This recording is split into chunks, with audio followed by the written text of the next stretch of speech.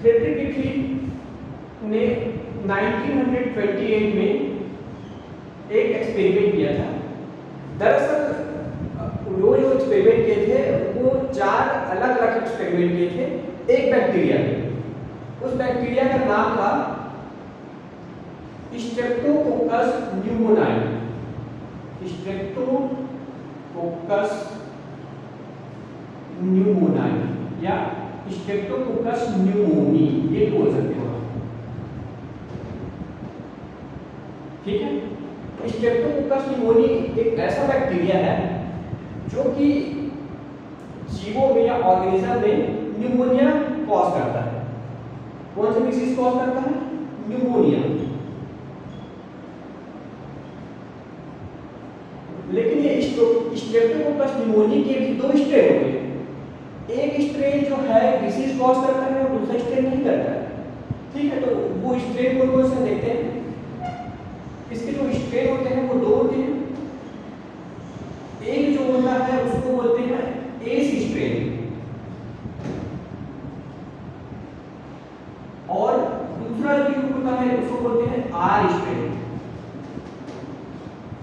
S strain जो bacteria होता है, एस फॉर होता है स्मूथ, एस फॉर स्मूथ। तो स्मूथ स्ट्रेन वाला जो बैक्टीरिया होता है उसके बॉडी के चारों ओर या सेल के चारों ओर एक पॉलीसेकेराइड का कवरिंग होता है, जिसकी वजह से इसका बॉडी क्या है, स्मूथ हो जाता है। इसके बॉडी के चारों ओर एक पॉलीसेकेराइड का कवरिंग पाया जाता है, जिससे ये स्मूथ हो जाता है। लेकिन आर स्ट्रेन बैक्टीरिया के सेल के चारों ओर कोई भी ऐसा पॉलीसेकेराइड का कवरिंग नहीं पाया जाता, इसीलिए इसको रफ स्ट्रेन बोलते हैं। R for rough, R for rough और एस फॉर स्मूथ। तो देखा गया क्योंकि इसके बॉडी के चारों ओर एक और लेयर है, जिसकी वजह से इसका बॉडी जो है मजबूत हो गया है। तो ये वाला स्ट्रेन, एस स्ट्रेन जो है न्यूमोनिया डिसीज को कॉज करता है। मतलब ये वायरुलेंट होता है। वायरुलेंट मतलब डिसीज कॉजिंग, ठीक है। ये न्यूमोनिया कॉज करता है, जबकि आर स्ट्रेन न्यूमोनिया कॉज नहीं करता। तो फ्रेडरिक ग्रिफिथ ने इसी बैक्टीरिया पे काम किया था, स्ट्रेप्टोकोकस न्यूमोनी में। इसके 2 स्ट्रेन होते हैं, एस स्ट्रेन जो कि डिसीज कॉज करता है, न्यूमोनिया डिसीज, आर स्ट्रेन जो कि कोई भी डिसीज कॉज नहीं करता। तो इन्होंने क्या किया, 4 अलग अलग एक्सपेरिमेंट किए इसमें। वो एक्सपेरिमेंट कौन से थे, चलो आगे देखते हैं। मैं इसको इरेज कर देता हूं।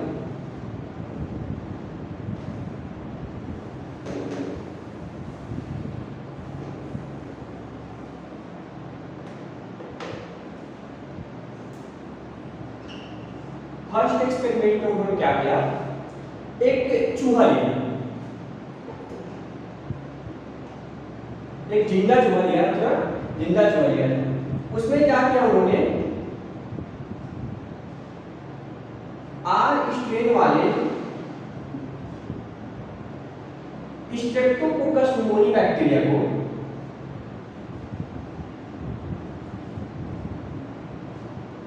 क्या किया, चूहे पे इंजेक्ट करवा दिया। एक मिनट को अच्छे से लिख देता हूं। पहले एक्सपेरिमेंट में चूहे के ऊपर जो जिंदा था पहले से, उसमें आर स्ट्रेन बैक्टीरिया को इंजेक्ट कर दिया, जिससे क्या हुआ, चूहा जीवित रहा। चूहा पहले से ही जिंदा था, उस पे आर स्ट्रेन के बैक्टीरिया को इंजेक्ट कर देने से उसमें कोई इन्फेक्शन नहीं हुआ। चूहा एक्सपेरिमेंट के बाद ही जिंदा रहा, ठीक है। तो पहला एक्सपेरिमेंट फ्रेडरिक ग्रिफिथ का ये था। दूसरे एक्सपेरिमेंट में क्या हुआ, उन्होंने एक अलग जिंदा चूहा लिया, उस पे एस स्ट्रेन का बैक्टीरिया डाला, बॉडी पे इंजेक्ट करवाया। तो क्या देखा उन्होंने, चूहा कुछ दिनों बाद मर गया।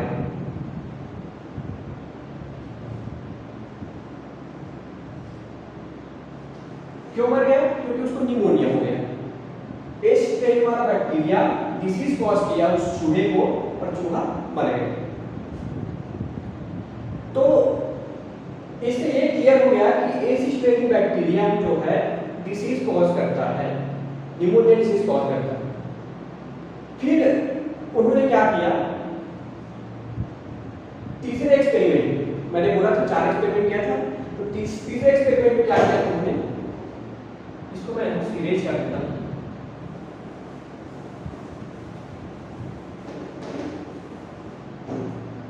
अपने तीसरे एक्सपेरिमेंट में उन्होंने जो एच स्ट्रेन वाली बैक्टीरिया थी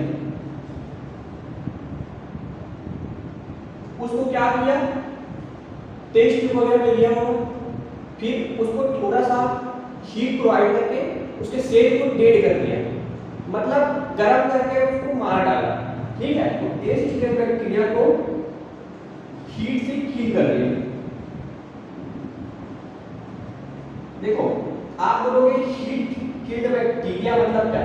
हीट किल्ड बैक्टीरिया मतलब ये कि यदि उसको गर्म कर देंगे तो उसका बॉडी जो है मर जाएगा, मतलब और आगे डिवाइड नहीं कर पाएगा। इसका मतलब ये नहीं है कि वो एकदम जल के राख हो गया, जल के राख नहीं हुआ है, बस उसको इतना मारेंगे कि आगे वो ग्रो ना कर सके।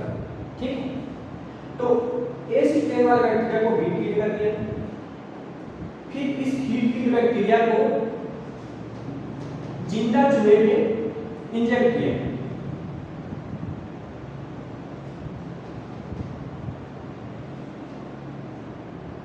इंजेक्टेड इनटू माइस, जिससे वो चूहा जो है नहीं मरा, चूहा जिंदा रहा। क्यों? क्योंकि एच स्ट्रेन वाला बैक्टीरिया जो कि डिसीज कॉज करता है वो ऑलरेडी मर चुका है, जिससे वो जिंदे चूहे के ऊपर कोई भी डिसीज कॉज नहीं किया।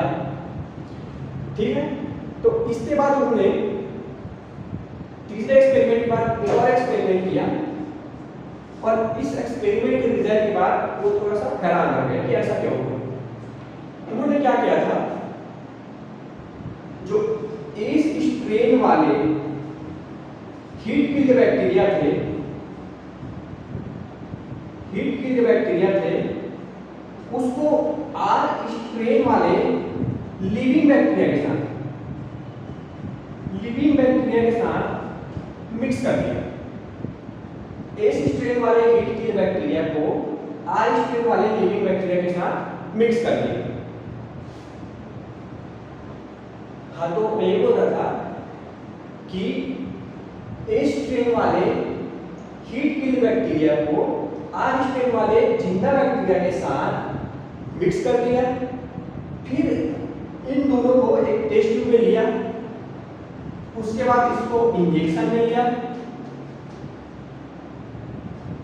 फिर इसको किस पे इंजेक्ट कर दिया, जिंदा चूहे में।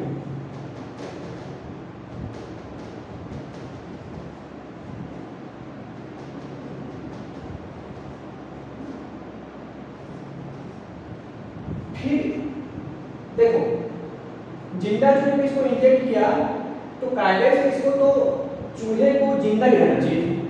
क्यों? क्योंकि एच स्ट्रेन वाला हीट किल्ड है, मतलब एच स्ट्रेन जो डिसीज कॉज करता है वो तो मर गया है, और आर स्ट्रेन जो डिसीज नहीं कॉज करता है उसको इंजेक्ट किया जा रहा है।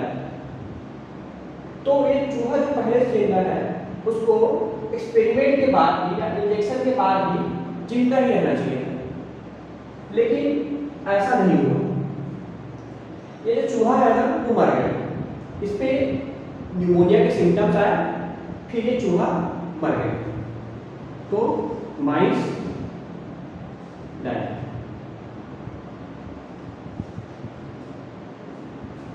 हाँ, तो ये वाला जो एक्सपेरिमेंट है वो जो है फ्रेडरिक पीपी को हैरान कर दिया।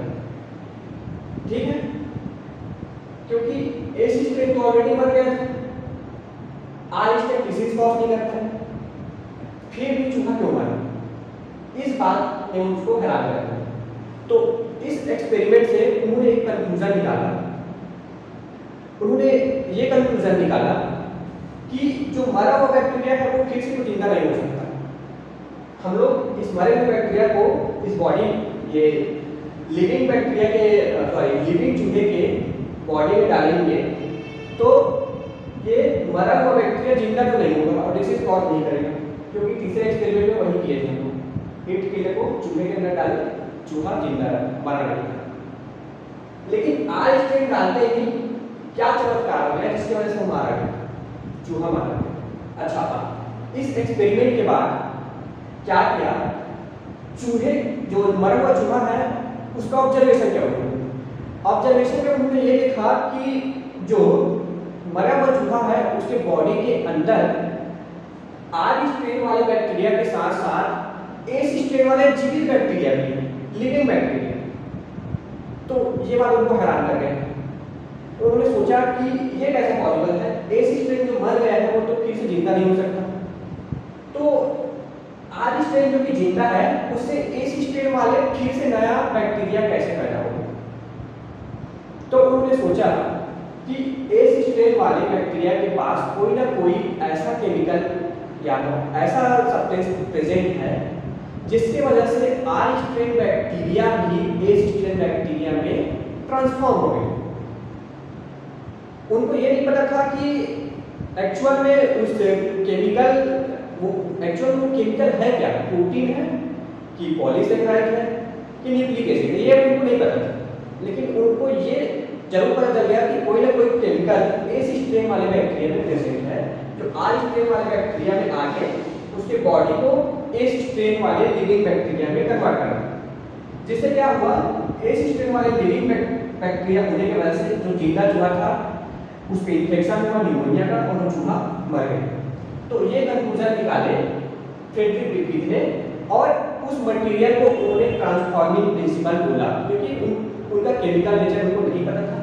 तो उन्होंने उस मटेरियल को ट्रांसफॉर्मिंग प्रिंसिपल बोला, ट्रांसफॉर्मिंग प्रिंसिपल।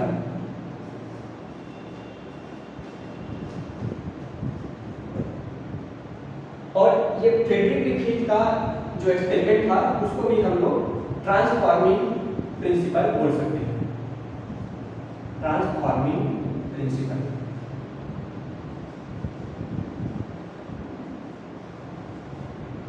ठीक है, तो ये था फ्रेडरिक रिपीट जी का ट्रांसफॉर्मिंग प्रिंसिपल एक्सपेरिमेंट। हाँ, तो जो ट्रांसफॉर्मिंग प्रिंसिपल था, ट्रांसफॉर्मिंग प्रिंसिपल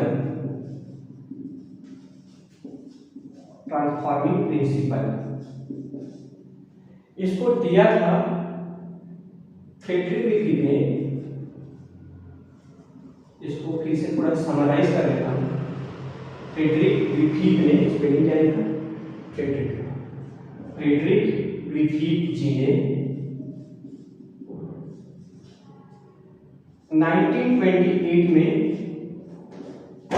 ट्रांसफॉर्मिंग प्रिंसिपल दिया था सर्च फॉर जेनेटिक मटेरियल के तहत। ठीक है, जेनेटिक मटेरियल क्या होता है, क्या उसका नेचर होता है, इसके लिए वो एक्सपेरिमेंट कर रहे थे।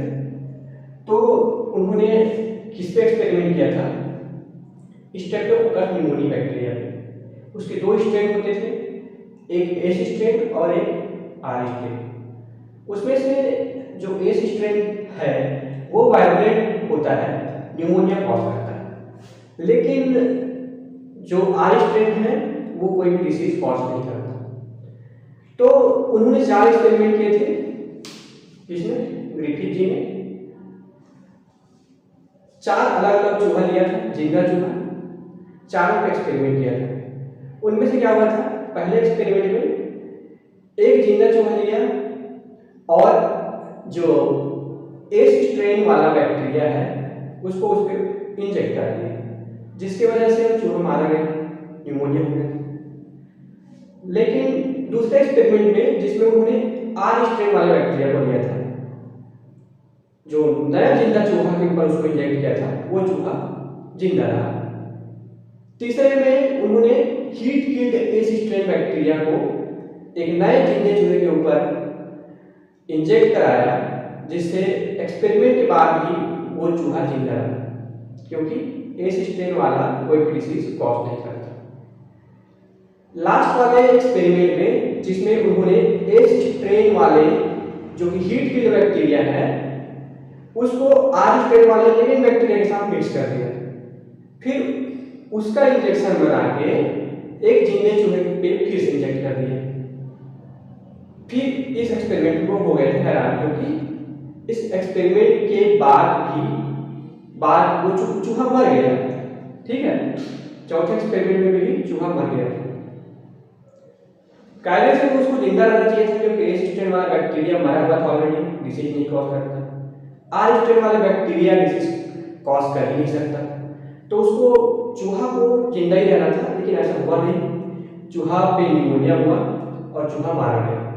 उस मरे हुए चूहे का ऑब्जर्वेशन उन्होंने किया, तो उन्होंने पाया कि वो जो मरे हुए चूहे हैं उसके बॉडी के अंदर एस स्ट्रेन वाले लिविंग बैक्टीरिया पाए गए।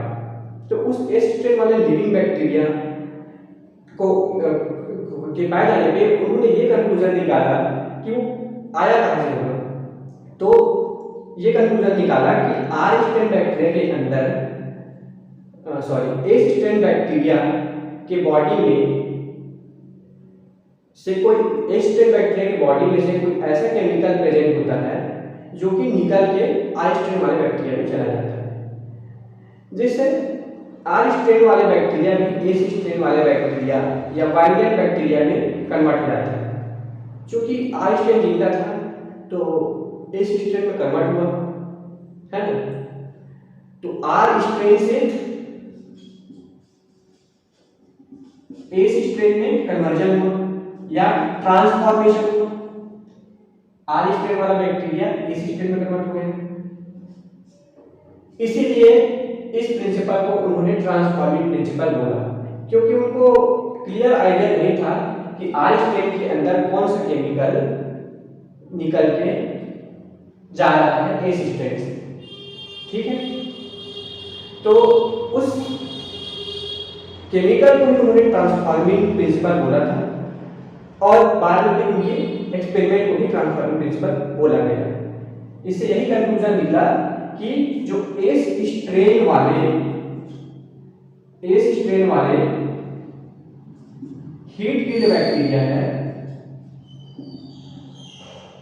यहां से केमिकल निकलता है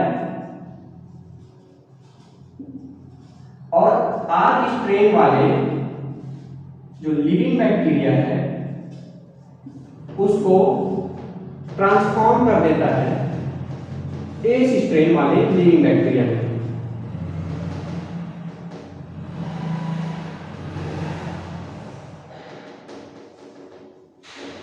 ठीक है, एस स्ट्रेन वाले लिविंग बैक्टीरिया में ट्रांसफॉर्म कर देता है। इससे क्या होता है, एस स्ट्रेन वाला बैक्टीरिया डिसीज कॉज करता है चूहे पे, निमोनिया, और वो चूहा मारा जाता है। तो ये है ट्रांसफॉर्मिंग प्रिंसिपल। ठीक है, उस केमिकल का नाम उन्होंने ट्रांसफॉर्मिंग प्रिंसिपल बोला, और बाद में इस एक्सपेरिमेंट को भी ट्रांसफॉर्मिंग प्रिंसिपल बोला गया। हाँ, तो इस एक्सपेरिमेंट के बाद 3 और साइंटिस्ट आए कि ये पता लगाने के लिए कि जो ट्रांसफॉर्मिंग मटेरियल है एस स्ट्रेन से आर स्ट्रेन में जो गया था वो वास्तव में उसका केमिकल नेचर क्या है, इसको पता लगाने के लिए 3 साइंटिस्ट हैं, और उन्होंने उस जेनेटिक मटेरियल का या ट्रांसफॉर्मिंग प्रिंसिपल का केमिकल नेचर पता लगाया। तो इस एक्सपेरिमेंट को हम लोग बोल सकते हैं बायोकेमिकल नेचर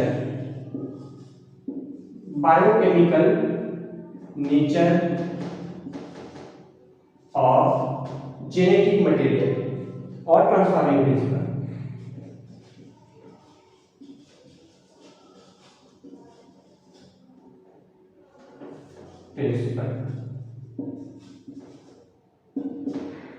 तो ये एक्सपेरिमेंट किसने किया था और कब किया? तो ये एक्सपेरिमेंट 3 साइंटिस्ट लोगों ने मिलकर किया था।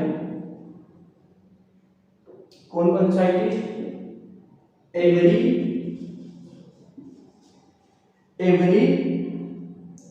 मैकलियोड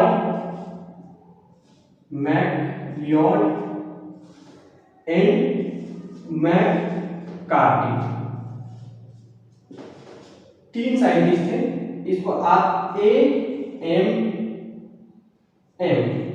इस शॉर्ट फॉर्म के रूप में याद कर सकते हैं, और AM square, Avery MacLeod and McCarty, ये तीन साइंटिस्ट लोगों ने मिलके एक्सपेरिमेंट किया था। कौन से ईयर में? 1933 से 1944 के बीच। तो इनका एक्सपेरिमेंट क्या था?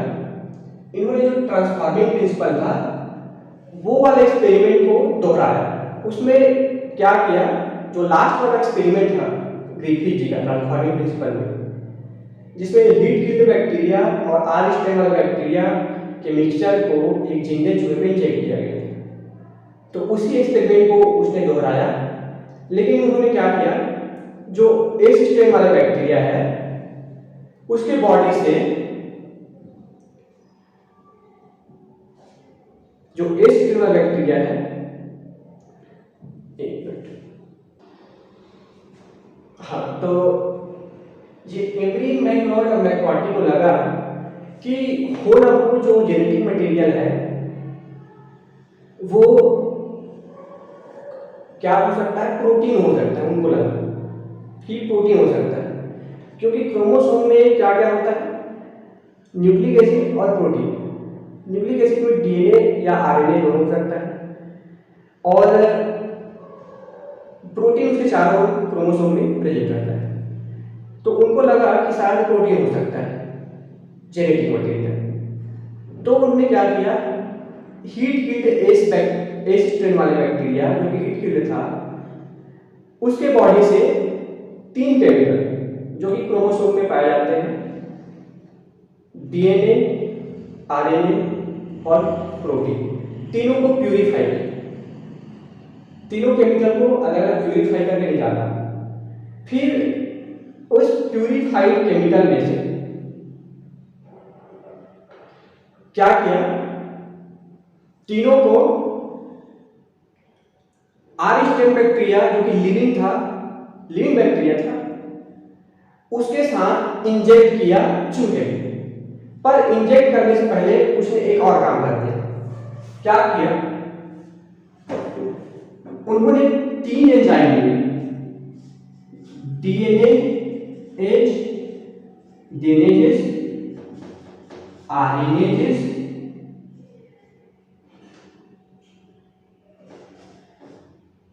एंड प्रोटीनेजेस।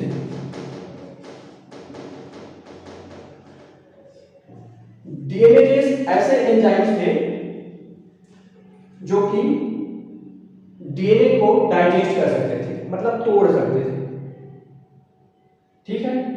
वैसे ही RNA को तोड़ सकते थे, प्रोटीनेजेस प्रोटीन को तोड़ सकते थे। तो सबसे पहले एक्सपेरिमेंट में उन्होंने क्या लिया, उनको शक था कि शायद प्रोटीन ही जेनेटिक मटेरियल है, तो प्रोटीनेज को लिया।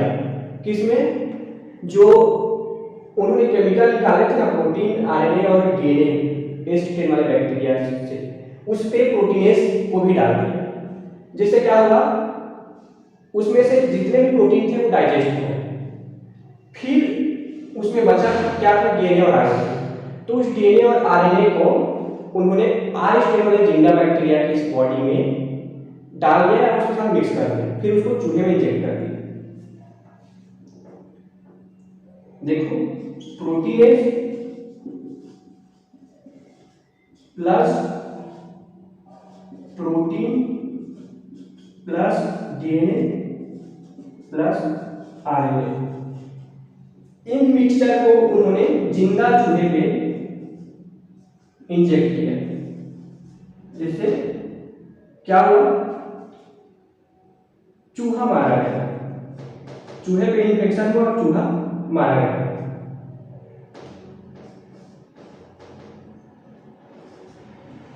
क्यों? क्योंकि ये जो आर स्ट्रेन वाला बैक्टीरिया जो उसने मिक्सचर में लिया था वो एस स्ट्रेन में कन्वर्ट हो गया था, जैसे कि ट्रांसफॉर्मिंग प्रिंसिपल में हुआ था। ठीक है, आर स्ट्रेन वाले बैक्टीरिया एस स्ट्रेन में कन्वर्ट हो गया था और ये प्रोटीनेज की वजह से प्रोटीन डाइजेस्ट हो गया था। ठीक है, तो ये एक्सपेरिमेंट उन्होंने किया। फिर क्या किया,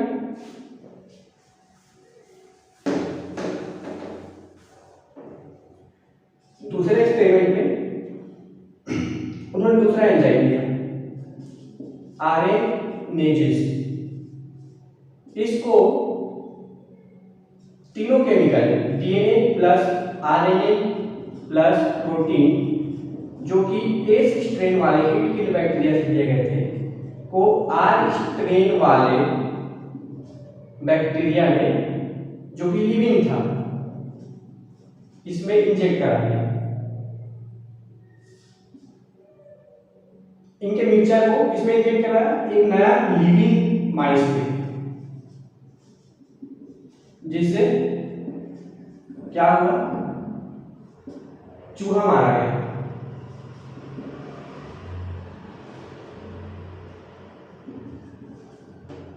चूहा फिर से मर गया। ठीक है, क्या कैसे हुआ है, आरएनए डाइजेस्टिंग एंजाइम था, जिससे आरएनए जो प्रेजेंट था मिक्सचर में वो क्या हुआ, वो इसमें नहीं जा रहा है, इसमें चूहे में, क्योंकि आरएनए डाइजेस्ट हो चुका था।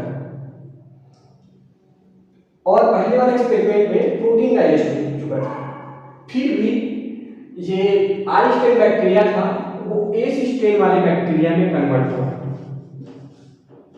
आर स्ट्रेन वाला बैक्टीरिया है वो एस स्ट्रेन वाले बैक्टीरिया में कन्वर्ट हुआ, तभी नहीं जो हमारा है। इसमें भी पहले वाले एक्सपेरिमेंट में वही हुआ। तो इससे ये कंक्लूजन निकला कि जो आरएनए और प्रोटीन है वो दो जेनेटिक मटेरियल नहीं है, क्योंकि उसको तो डाइजेस्ट कर दिया गया है। अब एक ही केमिकल उनके एक्सपेरिमेंट में बचा था जो कि डीएनए था। इससे ये कंक्लूजन उन्होंने निकाला कि डीएनए ही वो केमिकल होगा जो आर स्ट्रेन वाले लिविंग बैक्टीरिया को एस स्ट्रेन वाले लिविंग बैक्टीरिया में कन्वर्ट कर देता है। तो उन्होंने इसकी कंफर्मेशन के लिए तीसरा एक्सपेरिमेंट भी किया। तीसरे एक्सपेरिमेंट में क्या हुआ,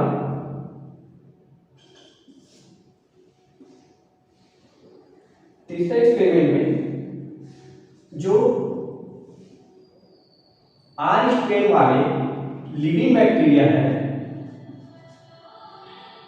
उसके साथ उन्होंने डीएनए भी लिया, आरएनए भी लिया प्लस प्रोटीन भी लिया। ये कहां से लिए, एस स्ट्रेन वाले हीट किलर बैक्टीरिया से, और इसमें डाल दिया डीएनए जो कि डीएनए को डाइजेस्ट करता है, जिससे पूरा डीएनए डाइजेस्ट हो। ठीक है, अब इस केमिकल्स को इस मिक्सचर को उन्होंने इंजेक्शन के रूप में लिया और एक लिविंग माइस पे इंजेक्ट कर दिया, जिससे क्या हुआ, एक्सपेरिमेंट के बाद चूहा जो है जिंदा रहा। ठीक है, लिविंग माइस पे इंजेक्ट करने से एक्सपेरिमेंट के कई दिन बाद भी चूहा जिंदा रहा, मतलब उस पर कोई भी इंफेक्शन नहीं। इससे उन्होंने ये कंक्लूजन निकाला कि ये जो उन्होंने इस माइस का ऑब्जर्वेशन किया, इसके माइस की बॉडी का, और देखा कि उसमें कोई भी एस स्ट्रेन वाले लिविंग बैक्टीरिया प्रेजेंट नहीं है। ठीक है, केवल आर स्ट्रेन वाले बैक्टीरिया थे। तो इससे ये कंक्लूजन निकला कि जब डीएनए डाल दिए तो डीएनए डाइजेस्ट हो गया, जिससे ये डीएनए जो है आर स्ट्रेन वाले बैक्टीरिया के बॉडी में नहीं जा पाया और ये आर स्ट्रेन वाला बैक्टीरिया एस स्ट्रेन में कन्वर्ट नहीं हो पाया है, ट्रांसफॉर्म नहीं हो पाया। तो ये कंक्लूजन निकला कि डीएनए ही जेनेटिक मटेरियल है, जिसके वजह से आर स्ट्रेन वाला लिविंग बैक्टीरिया एस स्ट्रेन वाले लिविंग बैक्टीरिया में ट्रांसफॉर्म हो जाता था।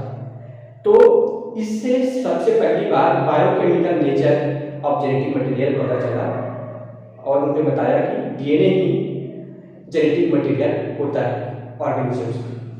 ठीक है, हाँ, ये एक्सपेरिमेंट्स का यही कंक्लूजन था। यहाँ पे लिख देता हूँ नीचे में।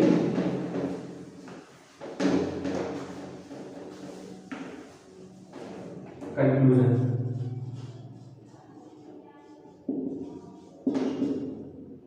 DNA is the genetic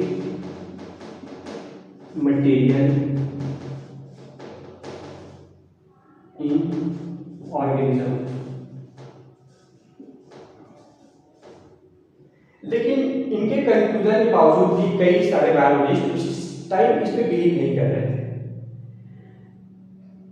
कई साइंटिस्ट लोगों को लगा होगा कि ठीक है इन्होंने बैक्टीरिया में तो किया, लेकिन कई वायरसेस थे जिसमें ये वाला एक्सपेरिमेंट सक्सेसफुल नहीं हो पा रहा था। ठीक है, डीएनए डालने के बाद भी जो हम उन्होंने चूहा पे नहीं किया था, डीएनए का यूज करने के बाद भी वो जो ट्रांसफॉर्मिंग प्रिंसिपल है वो हो जा रहा है। तो इस एक्सपेरिमेंट से ये तय हो गया कि जितने भी प्रोकैरियोटिक ऑर्गेनिज्म हैं और यूकैरियोटिक ऑर्गेनिज्म होते हैं उसमें जेनेटिक मटेरियल जो है डीएनए होता है। लेकिन देखा गया कि वायरसेस में ऐसा नहीं होता। वायरसेस में इसकी प्रूफ की जरूरत थी। तो वायरसेस में इस एक्सपेरिमेंट को परफॉर्म किए थे हर्शे एंड चेस ने, हर्शे एंड चेस एक्सपेरिमेंट। उन्होंने फाइनली बताया कि वायरस में जेनेटिक मटेरियल क्या हो सकता है। तो तीसरा एक्सपेरिमेंट जो था हर्शे एंड चेस का experiment, Hershey and chess experiment.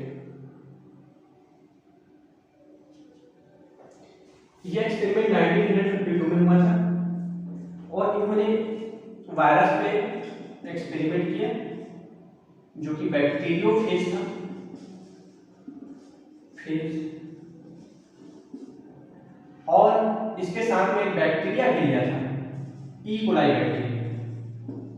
ठीक, तो ये एक्सपेरिमेंट क्या था इसके बारे में और आगे हम लोग देखेंगे।